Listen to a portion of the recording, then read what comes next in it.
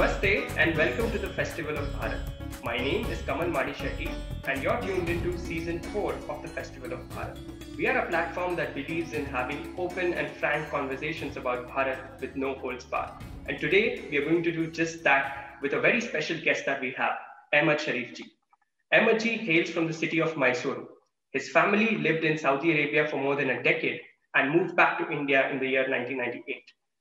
Ahmed ji is an engineer by training and has been working in Bangalore since 2011. He started doing stand-up comedy and YouTube sketch making in 2011 and has been doing on and off since. But his work is something that I personally really enjoy, and I would really encourage you to have a look at his YouTube channels. Ahmed ji is also well known for his article that he wrote in 2018 where he condemned fake news. And we're going to talk about all of this and much more. But first of all, I would like to welcome Ahmed ji. Namaste, Ahmed ji, and Namaste, welcome to the Festival of Bharat. Thank you for having me. Thank you, Ahmed ji, for joining us. Ahmed ji, in one of your YouTube channels, and there are 3 of them, I would actually ask you about them. Can you tell us about these 3 YouTube channels? Yeah, I started a YouTube channel far back in 2009. It's called Channel 2.5 or Ahmed Shariff. You can use both search terms. It's by my name, basically. And in the lockdown, I started 2 more channels because I figured stand-up comedy would be dead for a long time. So I should look into alternatives. So I started a science channel. It's called Bite Size Science. It's mostly about engineering videos. I've put up like 4 or 5 videos so far. Another one in the making. And the other channel I started was an audio-only podcast called the 144p podcast. Okay. And there's an interesting story to why it's called 144p. Right? Yeah, I call it 144p, the podcast with nothing to see, meaning save your data, just play it at 144. You're not going to miss anything. It's audio only. Perfect. And all the other names were taken, so you have to go with. I mean, even 10 years ago, 11 years ago, when I started Channel 2.5, me and my friend, we spent like 2 hours trying to find a name and finally came up with that one. Wow. I actually want to begin our conversation with one of the things you uploaded recently. And that is this video which was titled Wokester Tries to Sell a Pen. I completely enjoyed it. And and I want to actually ask you about wokeism. You know, some people call it woke culture, but often you see a very uncultured behavior by those who sort of profess wokeism. And it's almost become like a religion now. It's no more a fringe worldview. It's called an ism. So there you go. Right, exactly. Yeah. And you know, I want to understand from you, how do you look at wokeism and do you think it's problematic? It definitely is a problem. It's been defined as a non-theistic religion by some. Right. And yeah, definitely is a problem because I think it was Bill Maher who said, isn't life difficult enough as it is without adding some extra made up garbage? You know, adding more rules to what is already a complicated life. I mean, life is not easy. And wokeism, he was criticizing religion through this statement, and wokeism is also a religion. And I think the reason for the rise of wokeism is because of, I think, first of all, it's low IQ, stupidity, bad upbringing, and also people want to belong to something. As much as these wokesters say, hey, F society, we don't want to be part of society, we are independent.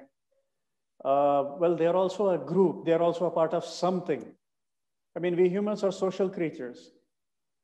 And we have one of the classifications we have is religion. Like people who believe in so and so things, they've grouped themselves into a group called Hindus, Hinduism, Jainism, whatever.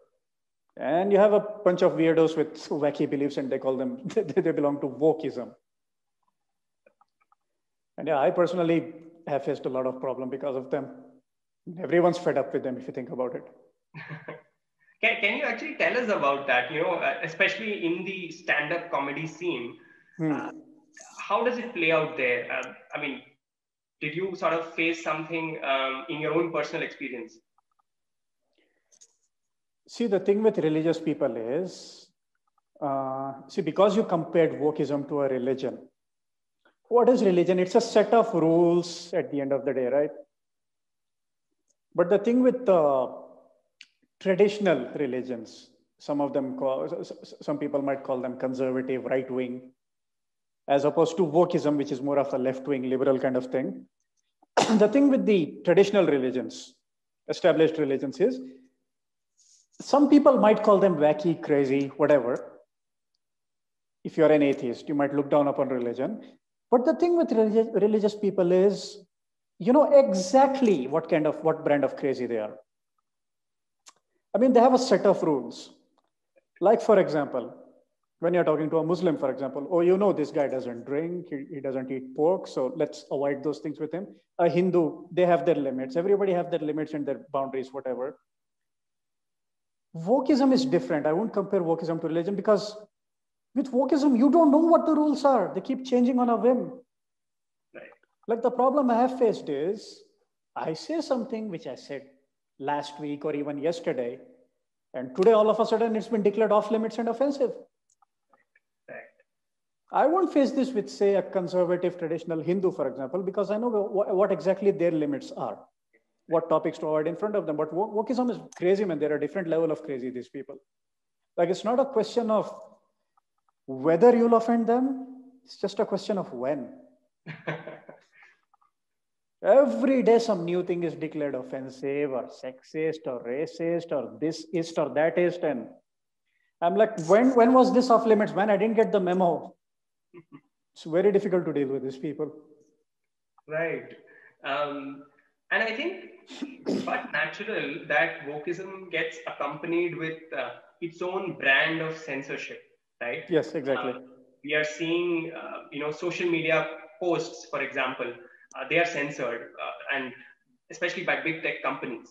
You've called this the Californian way of thinking, and that Yes. sort of gets imposed on everybody else. And you see similar things, not just in the online space, but also offline space.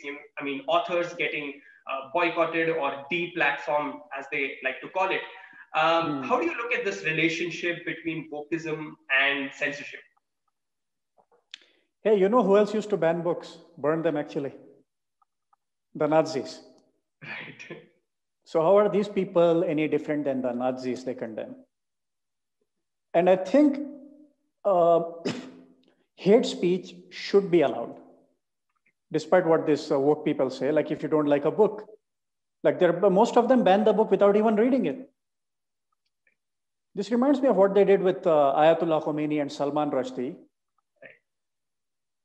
Now, these people are doing the same thing. How are these people any different than theists and religious people, right? If you don't like an idea in a book, I think hate speech should be allowed in general. Like in Norway, for example, I heard there's this very disturbing new law.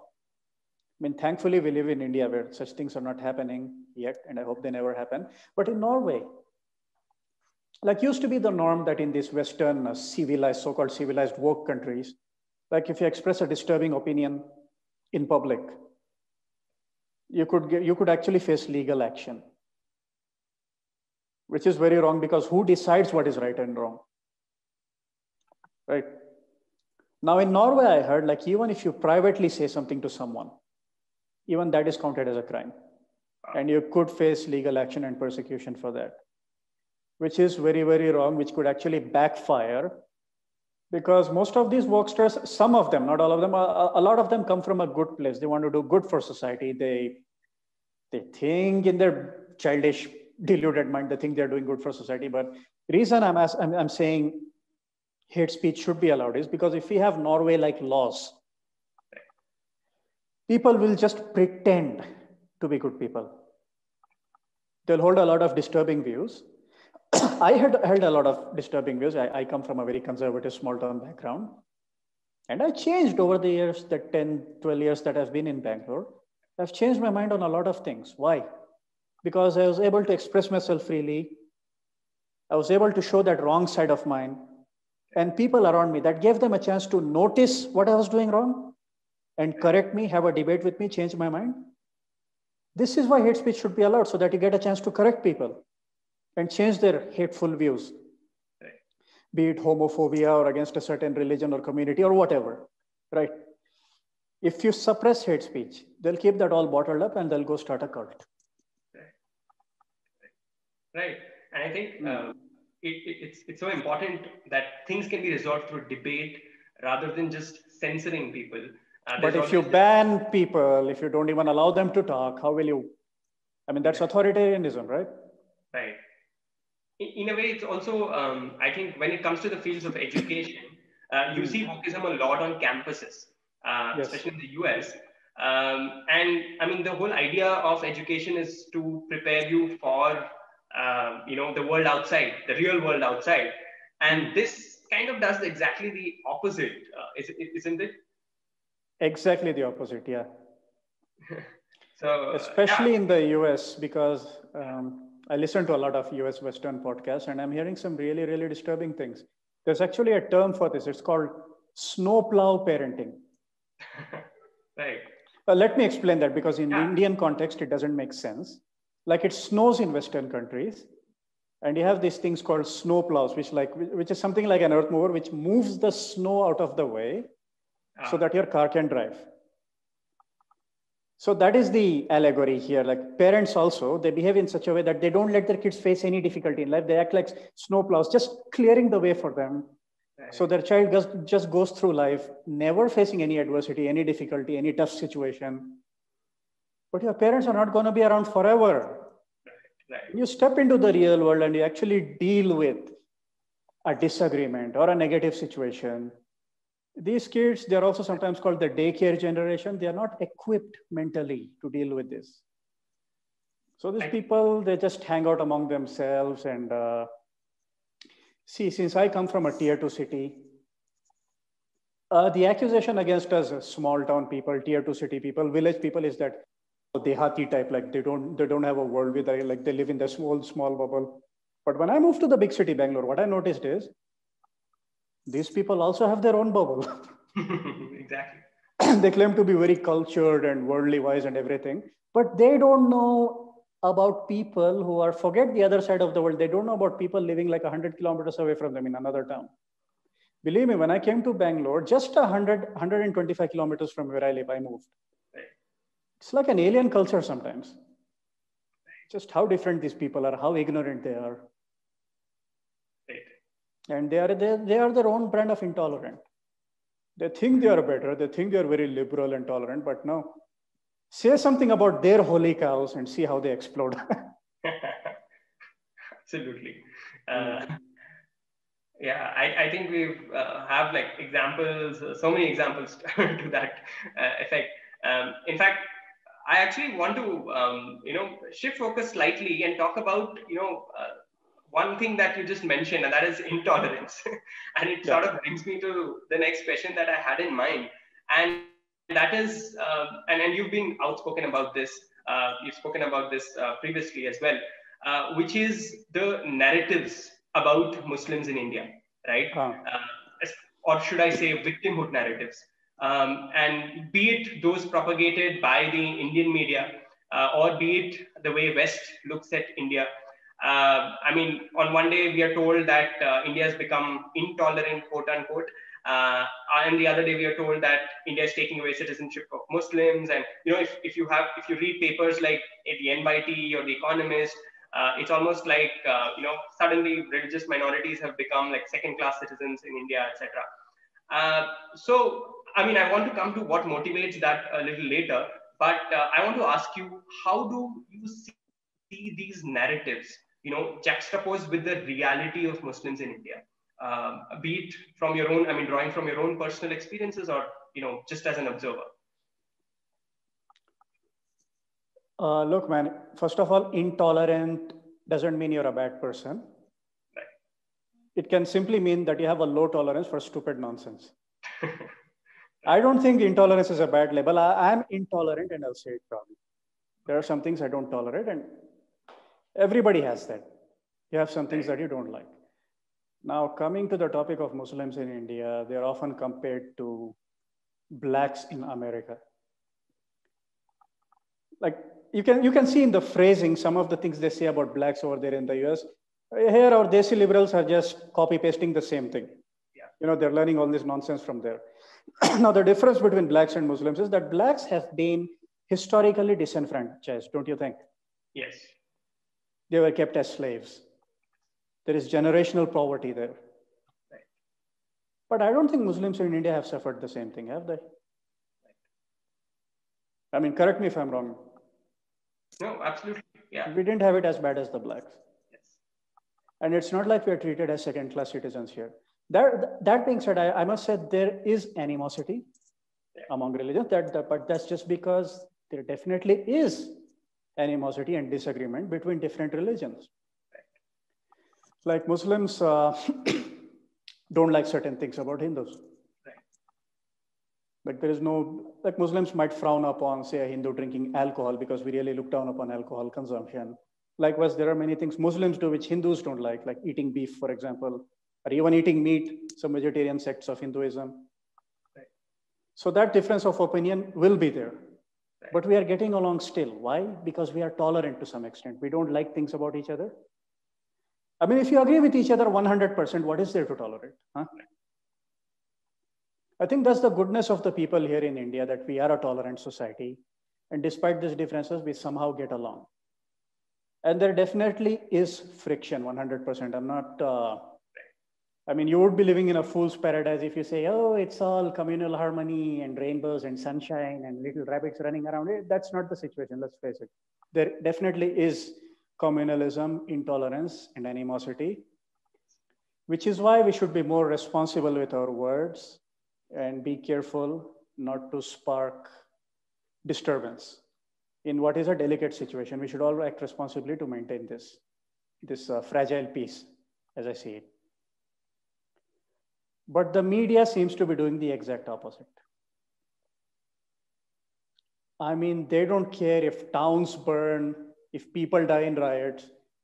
They need their clicks, they need their articles, and they need their propaganda spread. Sometimes they're paid by their political overlords to do this. And yeah, so this is a very unfortunate situation, fake news. And the victim narrative, they're only making it worse. I mean, we would very much like Hindus and Muslims to coexist despite our differences, but some people, they're spreading fake news. For example, I think it was Rana Ayyub, right, yeah, who spread this very, very disturbing story and complete falsehood that a Muslim woman was sent back from a hospital. They refused her treatment because she was Muslim. Right. Did you hear about this? Yes, yeah. Which is absolute nonsense. Right. It was just a woman who happened to be a Muslim who went to that hospital, and she was turned away because they did not have that particular facility. They referred her to another hospital. That's all that happened. Right. And you see the way these people spin this. Right. And she had pinned that tweet to the top of her profile. A Muslim has done that in the month of Ramadan, I noticed last year. In the month of Ramadan, you're saying such a horrible lie. I mean, doesn't your Allah frown upon that? Right. What kind of Muslim is this? Right. Who does such things in Ramadan? I can give you many, many examples like this, many examples. Like there was that girl in Uttar Pradesh, I think. Khanam was her name. Okay. Who blatantly lied about how she was harassed by a group of Hindus because of her Muslimness. Right. But like they said, we live in the age of self-surveillance. Everybody was filming with their mobile phones in the bus. And they found that she was just dancing, enjoying, having a merry time, and she was exposed for her lies. And there are many, many incidents like this, unfortunately, who are trying to break the unity of this country. Right. And we should be smart enough to look through them. Right. We've seen that last year when the CAA protests around CAA happened, and a lot of misinformation was being spread. You know, all sorts of things like your citizenship is going to go away, you're not going to be allowed to live here. A lot of times people come into the protests didn't know what the protest is about. Yeah, they said Indian Muslims will lose their citizenship. Yeah. CA, first of all, is neither about Indians nor is it about Muslims. So I don't know how. I mean, I tried reasoning with people. It's about minorities who live in foreign countries. How is it affecting Indians and how is it affecting Muslims? But the answer they give is, oh, but CA and NRC, forget NRC. I'm just talking to you about CAA. How can you hold a placard that says, I oppose CAA? How is it affecting Indian Muslims? And they just start swearing and cursing. And I don't know, man, these people are crazy. They're the very definition of crazy. I think that template is being used again and again now. Like you see that with the farm protests as well. Things like, MSP is going away. It is not. It's right? not. It's not.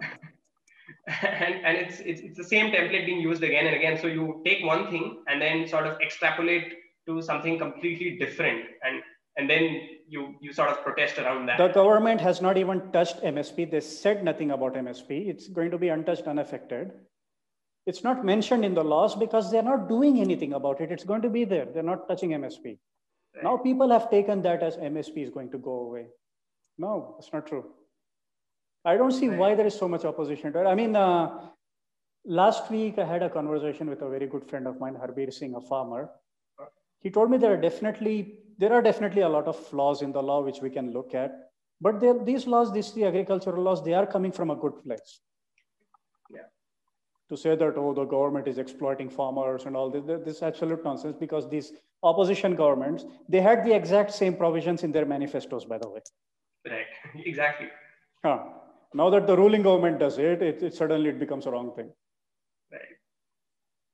And somehow I think people on Instagram, people on social media, if they hate the government, they just hate it. Right? They don't want to sort of mob mentality. Inconvenient sort of facts. Mob mentality, blind sheep. Yeah. Because it's right there. I mean, what else can be sort of more compelling than the fact that the very political parties that are opposing it had it in their manifestos, right? Exactly, yeah. So, but coming back to what we are talking about, about Muslims in India, how do you see, there are so many different narratives around issues whenever it comes to Muslims. And there is a political leadership, or political leaders, to put it differently. And they have sort of benefited from these narratives, right? It's like, and you said this, right? Like, I am going to save you, right? You're in danger, so you need to rely on me, and I am going to be your savior. And that sort of benefits a lot of political leaders. How does that play out? And like, how do you think Muslims are being misled in some sense, in that sense? Definitely misled. Muslims and Hindus, everybody is being misled. Right. You have the Muslims, and you have this stupid woke Hindus, right, who fall for media propaganda and think they are rescuing Muslims. Exactly. It's okay, guys, we don't need rescuing. Thank you. Nobody asked for your services. That being said, I always give the example of this, not far from where I live, there used to be a puncture shop owner, right, who would throw nails on the road to get business. Right. Okay.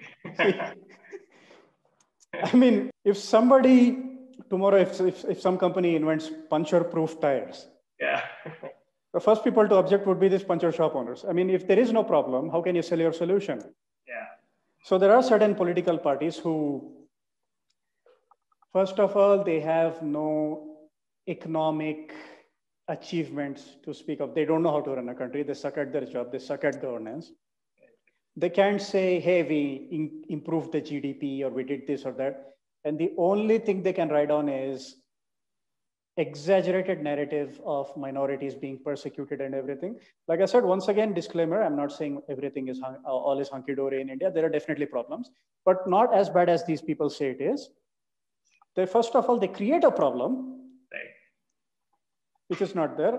Let me not say create, let's say exaggerate, grossly exaggerate a problem. So basically, they have this problem, they project this problem, and they sell themselves as the providers of the solution. Right. So that's how they sell themselves. Right. I think the entire ecosystem is sort of built around finding a purpose and meaning in the problem rather than the solution. right? Because if we achieve communal harmony, yeah, these people, the so-called upholders of secularism and all, they will be the unhappiest, because if there is no problem, their services are not needed, right? they'll be out of business. Yeah, their business is gone. There are no punchers anymore, so we didn't need you, don't need you, you can close your shop. Yeah, yeah. I think, in fact, it's not just probably unique to, let's say, the Muslim community. It cuts across. You look at various identities, even gender to some extent. And like you said, obviously there are issues, and every society has its fault lines. Every society has its share of privilege and different sort of social factors at play. But it's almost as if somebody sort of built around a meaning around these problems, and yeah, they're going to go out of business. And I think a lot of wokeism probably evolved from this very phenomenon, right? And you look at social sciences in India, or even in the world, they're really built around some of these issues. I think you mentioned this in your video as well, like there's always these real world problems out there, and problem that you want us to believe exist. Yeah. Yeah. They have zero, these workstars have zero contribution towards solving actual real world problems, but they come up with some garbage. Nobody said this is a problem, and nobody said this is a problem, and they keep fighting that made up problem of theirs, and they keep patting themselves on the back like they're doing the world a huge favor. And let me tell you, these workstars who speak about minorities and Muslims, if they walk into a Muslim area and say some of the things they say, if they speak out loudly some of the beliefs they hold, right, they would get beaten up, I'm telling you. I mean, how do you think conservative practicing Muslims would react to some of the things they say, like a woman can wear whatever she wants, people can like just sleep around and have sex outside of marriage, and their support for LGBTQs and all, which are things that practicing Muslims oppose. So first of all, these people should stop living in their delusion that they are friends of Muslims. If Muslims knew you, they would hate you. Right. And Islam and liberalism cannot go hand in hand. They're two mutually exclusive ideologies. So these people, maybe they should just shut up and stay out of things they don't understand. Right. Muslims, it's a separate universe. You just stay outside because your beliefs are very incompatible with Muslim beliefs. So don't try to act as saviors or something. Right. And I think you see that also on in cases where you see, protests or parades, demonstrations of all kinds. You see, sometimes, and we've actually had a intersex rights activist on our show who actually critiqued and criticized the LGBT activism the way it exists in India. Because exactly. I like the fact that you mentioned intersex and not transgender. Right. Because transgender is not a legit thing. Right. Yes. When we talk about sexual minorities, what we mean are the actual beneficiaries should be people like intersex, hermaphrodites. These are people who are born with medical conditions, and they deserve our respect and acceptance and tolerance. They're also called hijras in Hindi, which might be disrespectful in Hindi in some context, but not in English. Right. As opposed to some rich kid who suddenly one day decides to change his or her gender, which is a bunch of nonsense. Right. This intersex and hermaphrodites. Right. These are legit medical conditions, and we should be tolerant towards these people. And and I think I know what you're saying. How these LGBTQs, they have hijacked the agenda. They have hijacked upon these people basically. Yeah. And they've turned it they've made it about themselves. Yeah. With a bunch of added garbage, which is complete nonsense. Yeah. Or stuff like, you see placards of free Palestine, free Kashmir, and all sorts of things. What does that have to do with farmers' protests Exactly. or LGBTQ rights? Yeah. It's almost as if the main issue at hand is almost secondary. It's everything else. And all of the other political activism. How do you see this even? Sometimes I see this in the stand-up comedy scene as well. I was actually looking at a poster of a stand-up comedian, and it was very funny to me because there were two sort of cartoons or sort of graphics, and on one side you had a lot of symbols which represented some of these folk sort of symbols.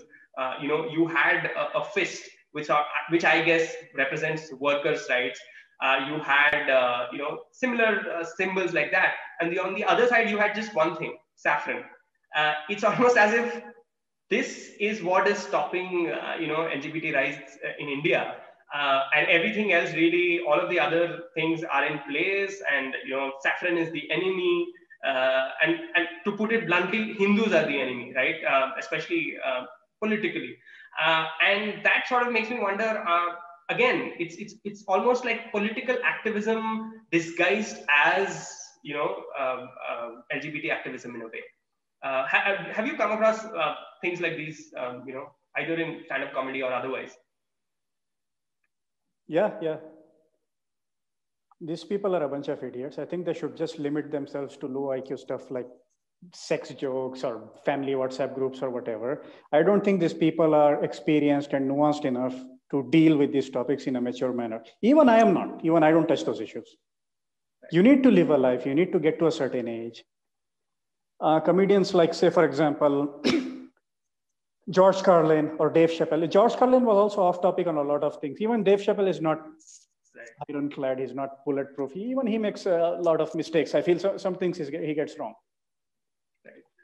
But who is this 21, 22-year-old guy who's still living with his parents? And he thinks he can lecture the world on how to get a better place. Like, dude, figure out your life first. Exactly. Even I don't try to keep the lecturing to a minimum. There are some beliefs that I project, but they're getting too condescending and preachy and irritating in the process. Right. Some of these comedians and public figures, not just comedians, all kinds of show business personalities who have a platform, and they have a responsibility to be accurate and responsible with the kind of things they say, because they influence a lot of people. And they're abusing those platforms. And since you mentioned saffron is the enemy, I think green should be the enemy. Right. Islam is homophobic. It is, unabashedly so. That is the belief. Right. So why are they criticizing saffron when in fact the RSS has openly accepted LGBTQs, hasn't it? And in Uttar Pradesh, under Yogi government, it is as saffron as it gets. Yes. They are painting rainbow flags on metro stations. So why are they criticizing saffron? Right. And you know what they do to LGBTQs in Syria, right? In Syria and Iraq. Yeah. What is with these people? Yeah. And ironically, I think they have actually opposed the national transgender policy, which had come out a few years ago. And so sorry, let me make this one point. Yeah. One of the people I saw opposing this so-called transgender, first of all, the term transgender is inaccurate. I think they mean sexual minorities. Right. People with medical conditions that they're born with. One of the guys who was opposing this was just a dude dressed in a sari. It's a man, like a proper man, fully functioning man. And he just puts on a sari. He's like, oh, these people are coming after me. Like, dude, just get the heck out of here. You don't even belong here. Come, stop hijacking this agenda. They don't even address you here. But they just want to sort of jump on the bandwagon and get the benefits, which are meant for actual sexual minorities. Exactly. So this is what's happening, the nonsense. I'm sorry, I interrupted you there. You were saying something. No. Exactly. I think a lot of people tend to not even be aware of the real issues on the ground. It's almost just feel good sort of activism. Makes them feel good activism, yes. Rather than solving the problem on the ground. I actually heard one of your podcasts recently, and that was on labels, right? The whole left-wing, right-wing sort of business that we have excelled in as a country now. And I think even world over, you see this everywhere. Is that sort of, how do you see that as a roadblock to, actually talking sense and sort of discussing meaningful things? Because that doesn't happen much. It's always people talking over each other. Do you think this labeling thing is a big issue? It definitely is a big issue, because you're looking at the world through this binary lens. left wing, right wing, that's it. No, it's a spectrum. It's not a toggle, it's a spectrum. Like there is the far right, there is the far left, and in between there are a lot of peoples with very diverse views.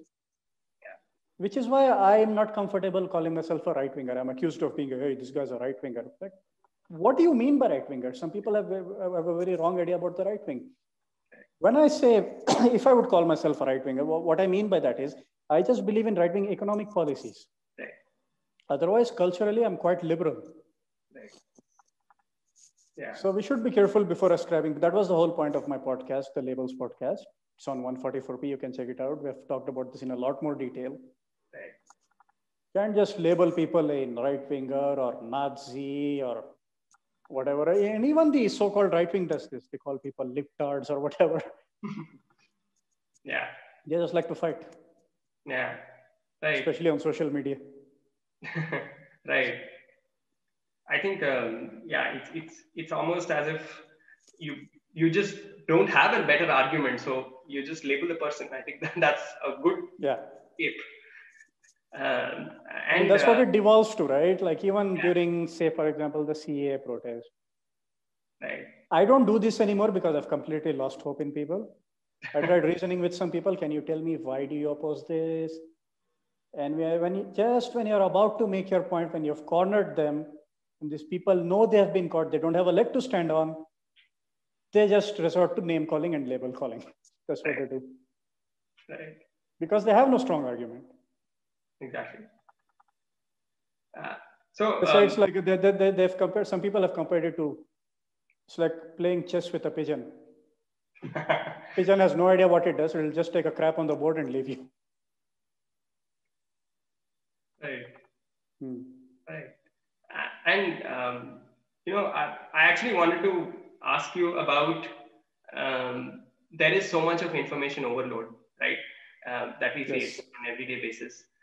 There's fake news, there's political sort of argument. A lot of quantity of information, but questionable quality.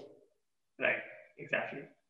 I want you to sort of speak to that, probably a younger version of yourself, or people, that you have been there, as somebody who's explored, political issues, understand them, and and then sort of synthesize that, and then sort of formed your own view. So how would you, I mean, if I have to ask you to sort of give a message to young Indians, especially young urban Indians, who are just trying to make sense of the world in this overload of information, what would you tell them? See, like the old saying goes, if you are not a liberal in your 20s, you have no heart. And if you're not a conservative in your 30s, you have no brain. Right. I can understand why younger people in their early 20s who are just like starting their life, they find the idea of liberalism and anti-establishmentarianism, they find these ideas appealing. Because they've just started their career, they're not getting a very high salary, they live in a crappy apartment, in PGs sometimes, and they feel the world is against them. Right. And they have these ideas, these very sort of idealistic ideas, yes, which are coming from a good place, but they don't always practically work out in the real world, because the world is a big bad place, come on. Right. But then I realized, as I spent a few years, as I earned money, I thought, this is not a bad system. Maybe it is in the rest of the world, in other parts of the world, but in India, yeah, you start earning, you get a few savings, you get a comfortable life after a while, and you become part of the system, and you realize, yeah, maybe it's not bad.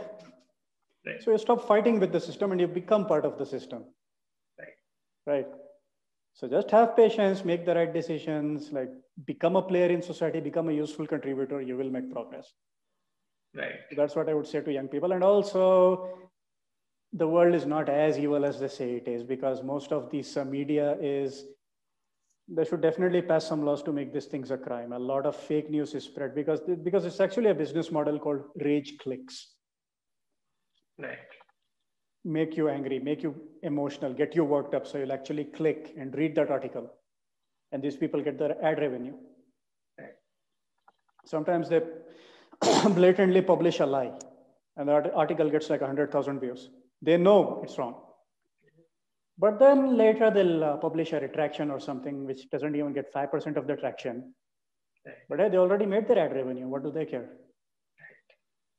They get the ad revenue from the original article and the ad revenue from the retraction also. So it's just business. It's all business.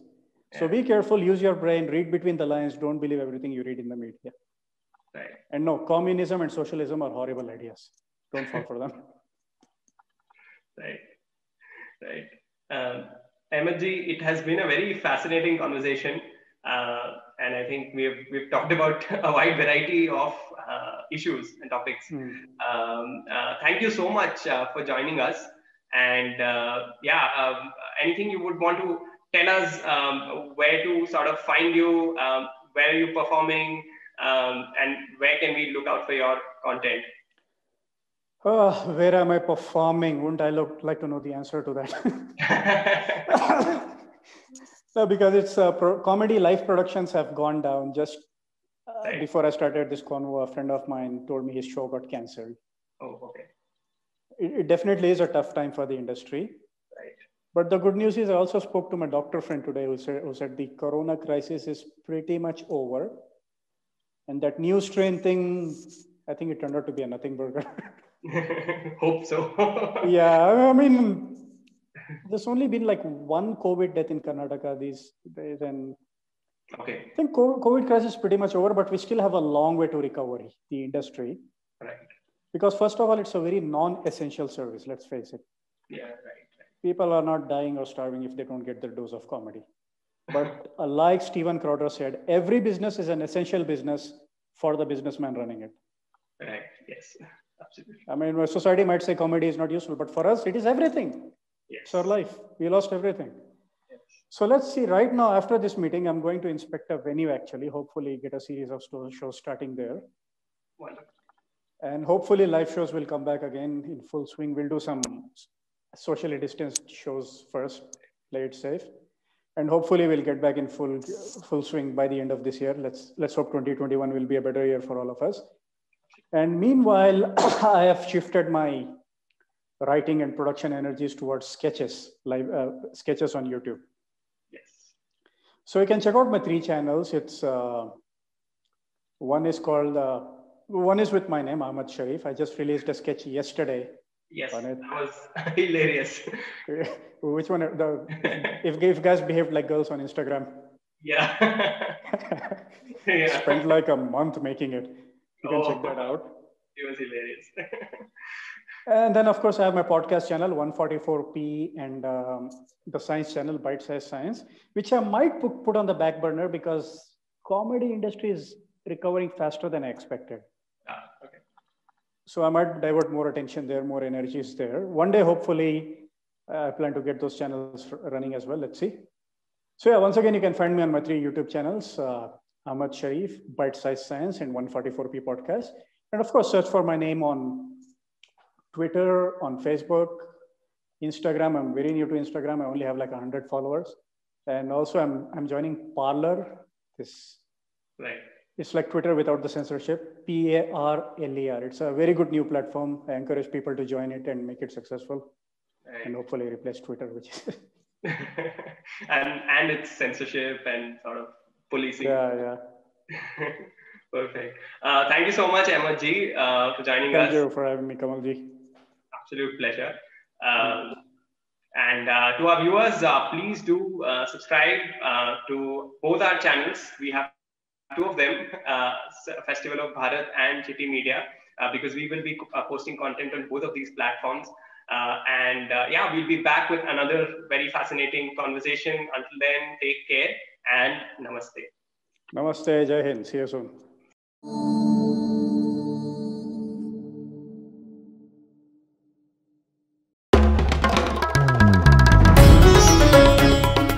Namaste. We hope you enjoyed this Chitti Media content. Please remember to subscribe to us and switch on the notifications for this channel. For our other social media links, more content, and to support our work, please visit citti.net. Dhanyavad. Namaskar.